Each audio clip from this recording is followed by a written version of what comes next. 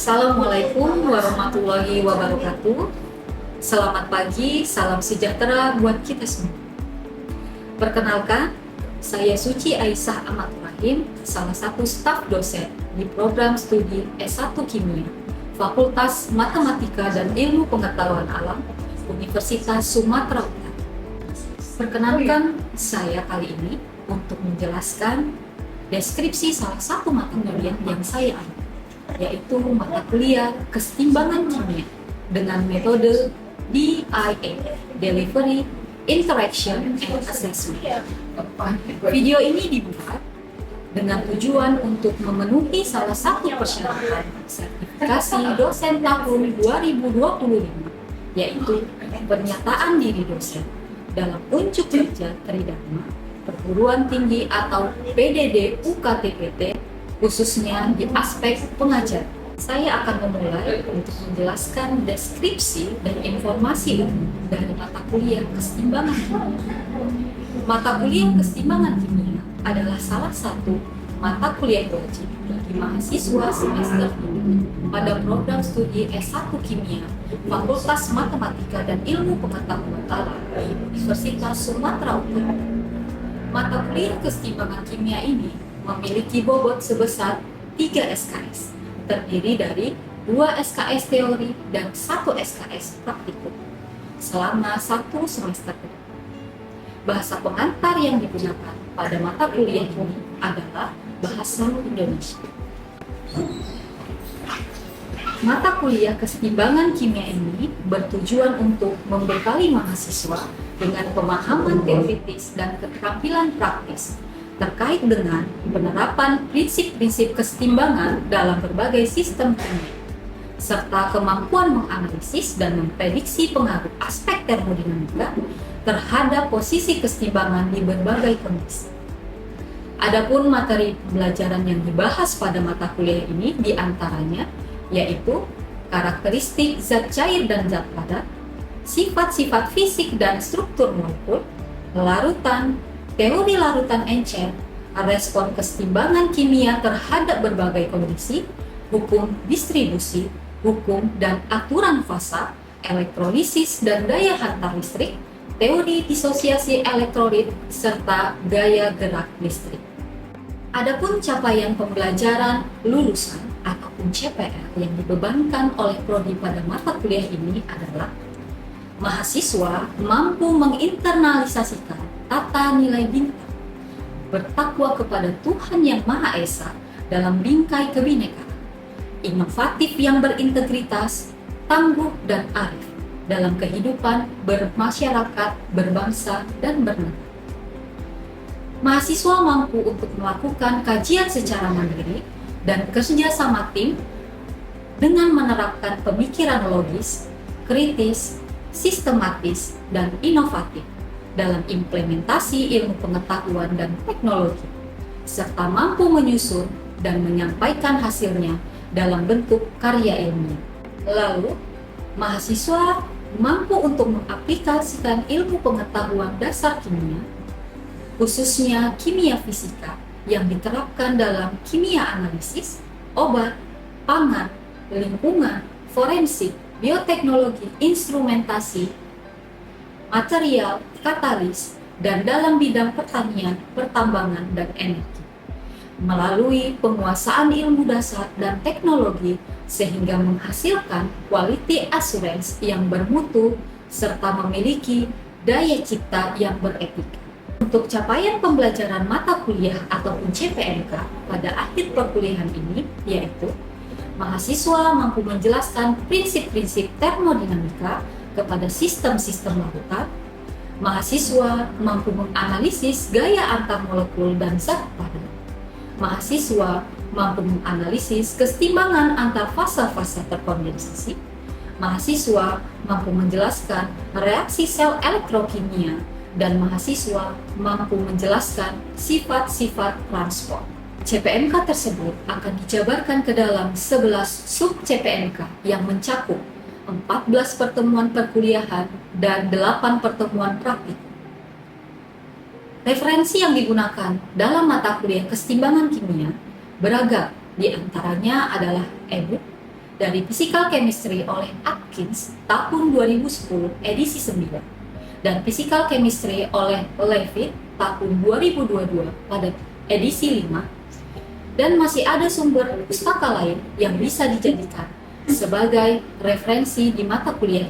Sistem pembelajaran di mata kuliah keseimbangan kimia dilaksanakan secara sinkronus dan asinkronus dengan menggunakan metode pembelajaran aktif yang mengutamakan peran dan keaktifan mahasiswa dalam proses pembelajarannya, atau yang kita kenal dengan istilah student-centered learning, yang meliputi proses pembelajaran kolaboratif, diskusi kelompok, penugasan berupa latihan soal dan rangkuman materi berbentuk mind mapping, dan studi kasus melalui LMS Universitas Sumatera Utara. Mata kuliah ini juga dilengkapi dengan metode pembelajaran berbasis pengalaman langsung berupa praktikum di laboratorium. Pelajaran mata kuliah keseimbangan kimia ini dilakukan selama kurang lebih 16 pekan, di mana 7 pekan pertama adalah sebelum ujian tengah semester atau UTS, lalu pekan UTS, lalu 7 pekan berikutnya sebelum ujian akhir semester atau UAS dan pekan UAS. Lalu untuk praktikum dilaksanakan dalam 8 kali pertemuan, dilakukan setelah perkuliahan sesuai dengan sub CPMK yang telah ditentukan.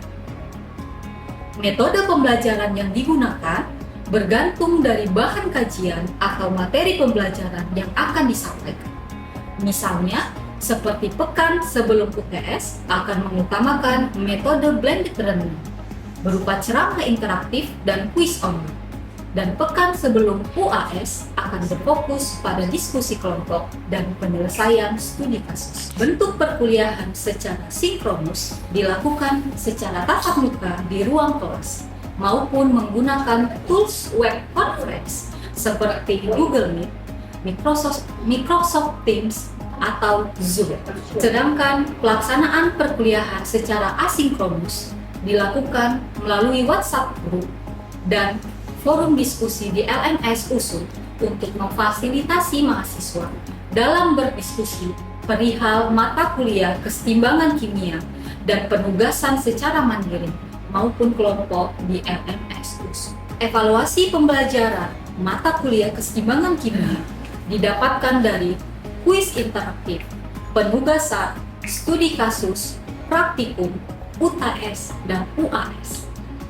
Kuis interaktif dilakukan sebanyak 2 kali. Penugasan terstruktur terdiri atas latihan soal yang dikerjakan secara mandiri setiap minggu, rangkuman materi berbasis mind mapping sebanyak 2 kali, serta studi kasus yang diselesaikan secara berkelompok sebanyak 4 kali selama 1 semester. Lalu diskusi kelompok, di mana penilaiannya dilakukan berdasarkan pada rubrik studi kasus yang di dalamnya memuat keaktifan setiap anggota kelompok. Kemudian, UTS dan UAS dilakukan menggunakan rubrik penilaian MCQ atau Multiple Choice Question dan rubrik penilaian essay. Evaluasi pembelajaran praktikum keseimbangan kimia didapatkan dari tugas persiapan, responsi, keterampilan kerja K3, laporan praktikum, dan refreshing test sesuai dengan rubrik penilaian praktikum. Bobotan dari setiap bentuk evaluasi hasil pembelajaran adalah kuis interaktif sebanyak 10%, penugasan baik mandiri atau kelompok sebanyak 10%, studi kasus 20%, praktikum 30%, UTS 15%, UAS 15%, dengan total pembobotan hasil evaluasi pembelajaran mencapai 100%. Demikian informasi yang bisa saya sampaikan mengenai mata kuliah keseimbangan kimia untuk mahasiswa program studi S1 Kimia, Fakultas Matematika dan Ilmu Pengetahuan Alam, Universitas Sumatera. Berikut merupakan cuplikan dari proses pembelajaran yang saya laksanakan secara sinkronus tatap muka di ruang kelas. Selamat menyaksikan. Assalamualaikum warahmatullahi wabarakatuh. Semangat pagi. Pagi, semangat berbiasa. Sebelum perkuliahan ini kita mulai, ya ada baiknya saya perkenalkan diri dulu. Perkenalkan, nama saya adalah Suci Aisyah Rahim. Jadi saya adalah salah satu staf dosen di bidang kimia fisika. Ya, jadi mata kuliah yang hari ini akan saya bawakan adalah mata kuliah kesetimbangan kimia. Jadi kesetimbangan kimia itu masuk di salah satu bidang kimia, yaitu bidang kimia fisika. Ya, jadi pada hari ini kita akan mempelajari tentang karakteristik zat cair. Ya, tapi sebelum kita mulai belajar, ada kata-kata motivasi nih, biar semangat dulu nih mahasiswanya ya. Ya, ada yang mengatakan bahwa belajar memang tidak lantas membuat kita langsung sukses, ya. Namun kebanyakan orang sukses itu adalah pembelajar sejati, ya. Jadi kalian harus semangat belajar. Nah, karena ini adalah pertemuan pertama kita ya, jadi ada baiknya saya menjelaskan dulu nih apa saja kontrak perkuliahan kita. Ya, jadi yang pertama ya, presensi itu bisa dilakukan 10 menit sebelum kita masuk. Jadi bisa langsung diakses ke satu usunya ya, LMS usu ya. Yang kedua ya, ada aturan. Jadi kehadiran itu minimal 80%. Jadi sepanjang 16 pertemuan ya, kehadiran kalian harus mencapai 80%. Kalau misalnya tidak mencapai 80% sesuai dengan peraturan akademik, maka kalian tidak diizinkan untuk melakukan ujian akhir semester. Ya. Nah, apa saja penilaian yang saya lakukan? Ya, yang pertama itu ada studi kasus. Jadi nanti akan kita laksanakan 5 kali selama 16 pertemuan. Ya, bobotnya itu ada 20%. Kuis 2 kali. Ya, bobotnya 10% akan kita laksanakan di pertemuan ke-7. Jadi 1 minggu sebelum UTS dan 1 minggu sebelum UAS. Ya, itu fungsinya apa? Itu sebagai gambaran nanti untuk kalian bagaimana nanti ujian UTS dan UASnya. Ya, kemudian ada tugas rangkuman berbasis mind mapping. Itu juga ada 2 kali sebelum UTS dan setelah UTS. Bobotnya 10%. Kemudian ada ujian tengah semester 15%, ujian akhir semester 15%, serta praktikum itu ada 30%. Ya. Nah, untuk RPS dan bahan ajar nanti bisa diakses langsung di LMS USU ya, di kelas usu.ac.id. Oke? Nah, kita masuk ya di kemampuan akhir ya, tahapan belajar ataupun sub-CPNK. Jadi diharapkan ya mahasiswa itu mampu menjelaskan karakteristik zat cair. Ya, sehingga pada akhirnya ya mahasiswa tersebut mampu menentukan karakteristik zat cair ya, seperti titik didih, tegangan permukaan, dan viskositas berdasarkan gaya antar molekul yang terjadi. Kira-kira ada nggak yang bisa jawab? Kira-kira apa ya kalau kita lihat dari gambarnya? Dari gaya antar molekulnya, ya, dari gaya antar molekulnya, ya. Nah, kita bahas satu-satu. Yang pertama gas, ya, gaya antar molekulnya, tarik menariknya relatif lemah, makanya molekulnya saling berjauhan dan bergerak bebas. Yang kedua ada zat cair di sini, gaya tarik menariknya lebih kuat, ya, tetapi apa? Ya, tetapi dia masih tetap bebas bergerak. Dan yang terakhir adalah padatan. Ya, gaya tarik menariknya sangat-sangat kuat sehingga partikelnya tertata menjadi sangat erat. Itu ya yang membedakan antara keadaan materi. Nah, kenapa kita penting mempelajari gaya antar molekul? Ya, alasannya apa? Karena kita bisa memprediksi sifat molekul, ya, terutama sifat fisikanya. Jadi dari gaya antar molekul kita bisa memprediksi titik didih, viskositas, dan tegangan permukaan. Berikut juga sifat kimianya berkaitan dengan kereaktifan ataupun sifat asam basanya. Ya, yang pertama adalah massa molekul relatif. ataupun berat molekulnya, ataupun MR-nya. Jadi kalau MR-nya semakin besar, biasanya titik didihnya juga akan semakin tinggi, ya. Yang kedua itu adalah gaya antar molekul yang kita bahas sekarang, ya, yaitu semakin kuat gaya antar molekulnya, maka akan semakin tinggi juga titik didih. Ya, jadi di sini nanti kita akan bahas secara mendalam terkait dengan gaya antar molekul. Nah, apa saja gaya antar molekul yang bisa terjadi pada satu molekul? Ya, jadi ada dua di sini. Yang pertama adalah gaya intramolekul, yang kedua adalah gaya antar molekul. Kalau gaya intermolekul, ya, itu adalah gaya yang mengikat antara satu atom dengan atom yang lain dalam satu molekul, ya. Sedangkan kalau gaya antar molekul itu adalah gaya tarik menarik antar molekul. Ya, nah kalian bisa lihat contohnya di sini ya, ada molekul HCl. Ya, jadi gaya intramolekul itu adalah antara atom H dengan si Cl-nya dalam satu senyawa HCl. Tetapi kalau gaya antar molekulnya itu adalah interaksi antara molekul HCl yang satu dengan molekul HCl yang lain. Ya, jadi dikatakan bahwa gaya antar molekul itu akan selalu lebih lemah dibandingkan dengan gaya intermolekul, ya. Nah, kita langsung masuk ke contohnya di sini, ya. Jadi di sini dijelaskan berdasarkan energi ikatannya, ya. Jadi di sini ada molekul H2O, ya, ada molekul H2O. Nah, kalau kita tinjau dari gaya antar molekulnya, ya, coba lihat di sini gaya antar molekulnya, ya, diperlukan energi sebesar 41 kilojoule. Sedangkan untuk gaya intermolekulnya, artinya antara atom dengan atom dalam satu molekul, ya, energinya mencapai 930 kilojoule. Ya, jadi berkali-kali lipat. Itu tadi yang saya katakan bahwa gaya intermolekul pasti akan lebih besar dibandingkan dengan gaya antar molekul.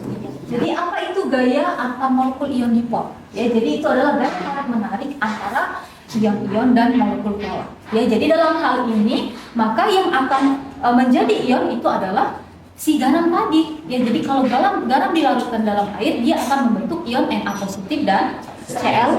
Sedangkan molekul polarnya itu adalah si airnya. Untuk meningkat, ya, muatan yang dimiliki oleh ion, maka nanti gaya antar molekul ion dipolnya akan semakin kuat. Ya, jadi kita lihat pertanyaannya di sini. Dalam interaksi ion dipol, mengapa interaksi antara ion Na positif dengan molekul air lebih kecil dibandingkan dengan interaksi ion Mg2 positif dengan molekul?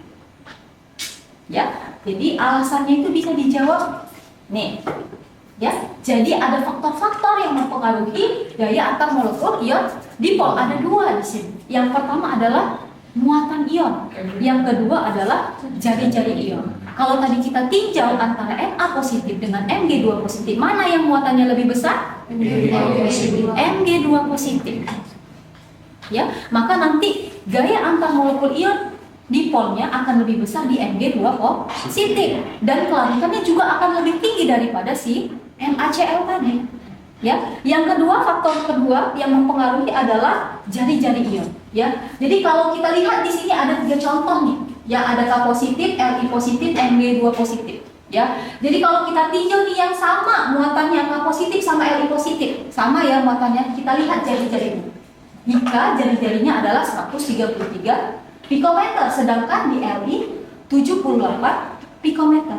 Maka kalau saya tanya, mana yang energi antar molekulnya lebih kuat? Maka yang lebih kuat adalah ya Li ya, karena jari-jarinya semakin kecil. Kalau jari-jarinya semakin kecil, maka nanti tarikannya akan semakin kuat. Karena molekul yang satu dengan molekul yang lain. Sedangkan intermolekul antara satu atom dengan atom yang lain di dalam satu molekul. Ya, nah agar lebih jelas ya, saya kasih lagi contohnya di sini.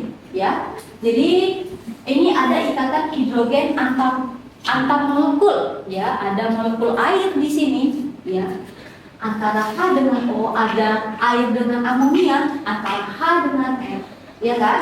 Kemudian hidrogen klorida antara H dengan F. Ya, ini antara satu molekul dengan molekul yang lain. Makanya tadi dikatakan antar molekul. Sedangkan kalau intermolekul itu antara atom dalam satu senyawa. Coba lihat. Di senyawa salisialdehid ya ada H sama O dalam satu cincinnya. Ya, jadi itu adalah dikatakan intermolekul.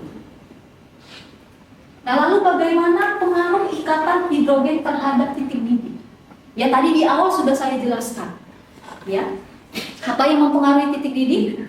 Yang pertama tadi adalah berat molekul. Semakin tinggi berat molekulnya, maka titik didihnya akan semakin tinggi. Tapi berbeda kasusnya di sini. Coba lihat.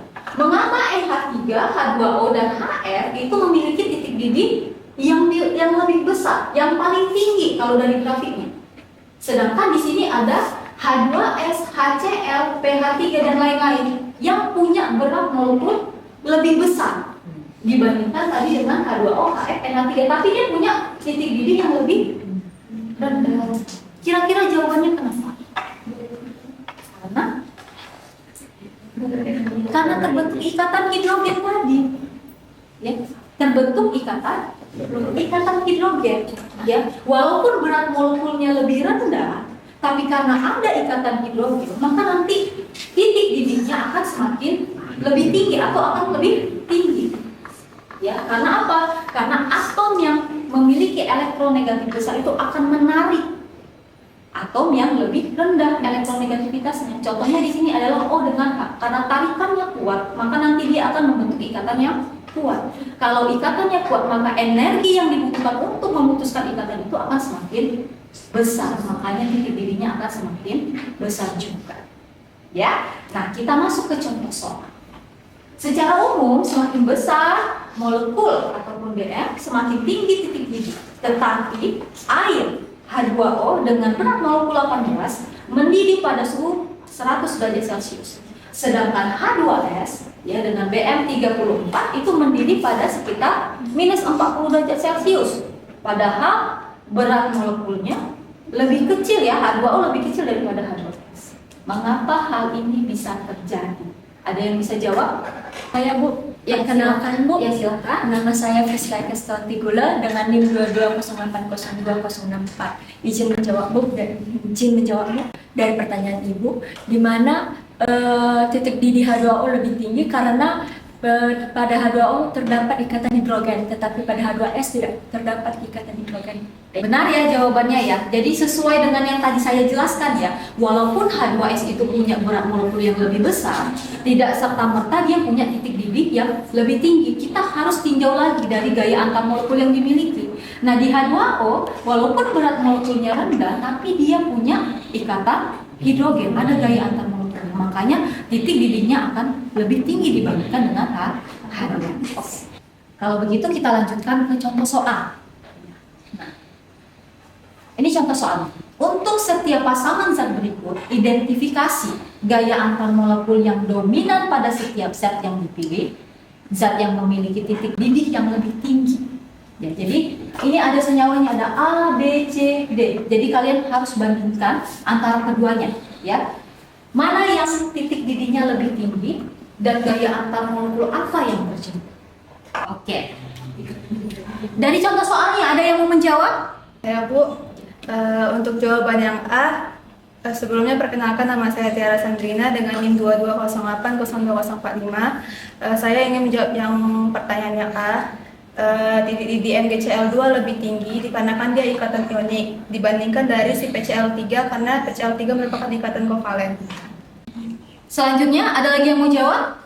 Saya Bu, perkenalkan nama saya Feranita Sirai dengan NIM 2008026. Saya ingin menjawab bagian B Bu. Untuk ikatan hidrogen yang lebih besar itu CH3NH2 dibanding CH3F karena di CH3NH2 itu memiliki dua ikatan hidrogen dibanding dengan CH3F yang hanya memiliki satu ikatan hidrogen. Oke, benar ya tadi jawabannya ya. Nah, selanjutnya yang C, antara CH3OH dengan CH3CH2OH. Coba kamu dulu yang jawab. Yang C itu bukan CH3OH sama CH3CH2OH, metanol dan etanol. Mana yang ikatan hidrogennya yang paling kuat? Sama-sama senyawa alkohol Bu, menurut saya yang paling kuat ikatan hidrogennya itu adalah etanol karena memiliki rantai yang panjang sehingga berat molekulnya pun lebih tinggi, Bu. Oke, benar tadi ya jawabannya ya. Jadi semakin besar berat molekulnya, ya semakin panjang rantainya, maka titik didihnya juga akan semakin tinggi. Oke, sampai di sini dulu materi kita ya.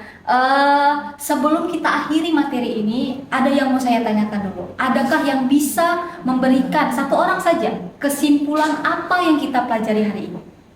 Bu, saya kenalkan Bu, saya Nur Aini, NIM saya 2215. Kalau dari saya Bu, kesimpulannya titik didih dari zat cair itu dipengaruhi oleh massa molekul relatif, gaya antar molekul, dan juga adanya ikatan hidrogen. Sekian dari saya.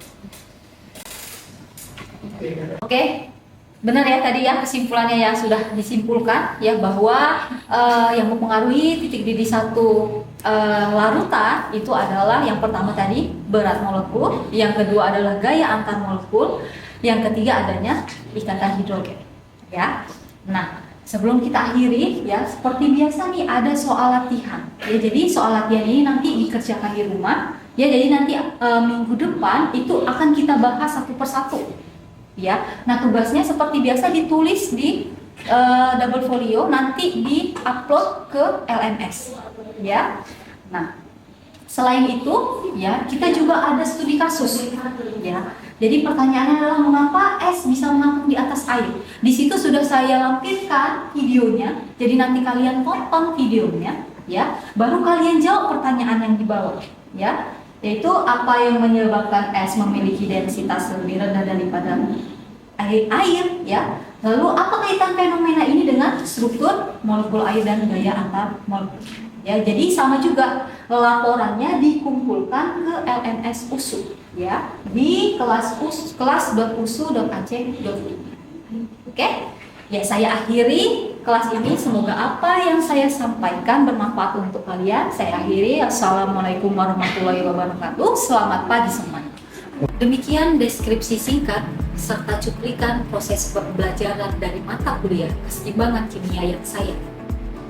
Semoga dapat memberikan gambaran mengenai kinerja pengajaran yang saya lakukan, khususnya di mata kuliah keseimbangan kimia di program studi S1 Kimia Fakultas MIPA Universitas Sumatera Utara. Saya mengucapkan terima kasih kepada seluruh tim penilai dan tim panitia sertifikasi dosen tahun 2025, khususnya dari Direktorat Sumber Daya Dirjen Dikti-Ristek Kemdikti-Saintek Indonesia. Tidak lupa juga saya mengucapkan terima kasih kepada Universitas Sumatera Utara, Fakultas MIPA, rekan sejawat dosen, dan rekan-rekan mahasiswa. Demikian yang dapat saya sampaikan.